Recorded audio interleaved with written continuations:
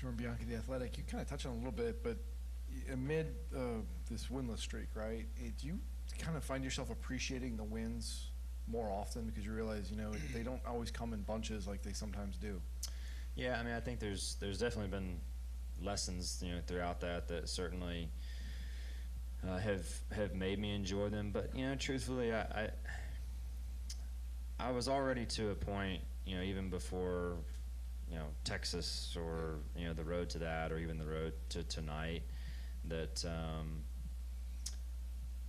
I think I knew that, to a pretty large degree. And truthfully, I think the road to one was long enough and there had been enough close calls and enough just gut-wrenching losses in all those second places that led to Watkins Glen that fortunately I think that I got a pretty good taste of that, or unfortunately, however you want to look at it, but I got a pretty good taste of it early on.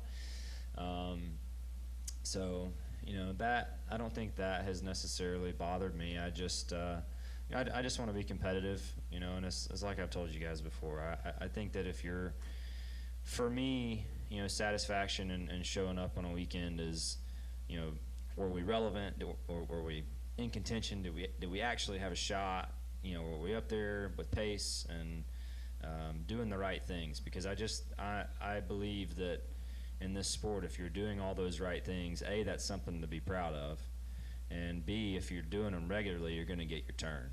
And I thought tonight was a great example of that. Truthfully, the past 3 or 4 weeks have been a good example of that. We've had some good runs. We've put together some great races, had some good finishes, and just had ourselves in the hunt tonight, and the cards fell our way. And that's the goal every week, is just to keep yourself in the hunt and be right there in the mix. And certainly if things work out, I'll always cherish and enjoy them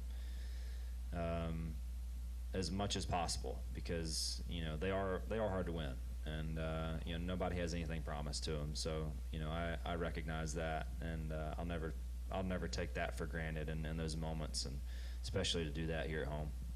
When you have this stretch where it can be frustrating, right? And how do you not start pointing fingers, whether at yourself or the team, and start questioning different things going on, and we need to change this, or why aren't we doing this? How do you maintain the focus forward that you seem to have? Well, I think that's large in part to Alan, our relationship together, and I just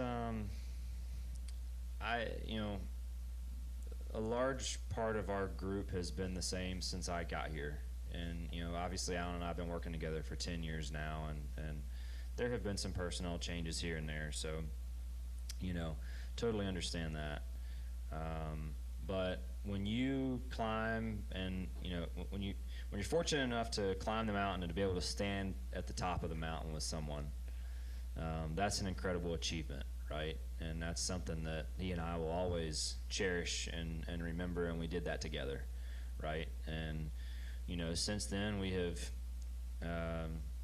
failed to climb that mountain, again, like we want, and we've fallen off of it a few times. And for me, it's really, really important to climb that mountain with the same people that we did the first time, and know that we never quit on each other.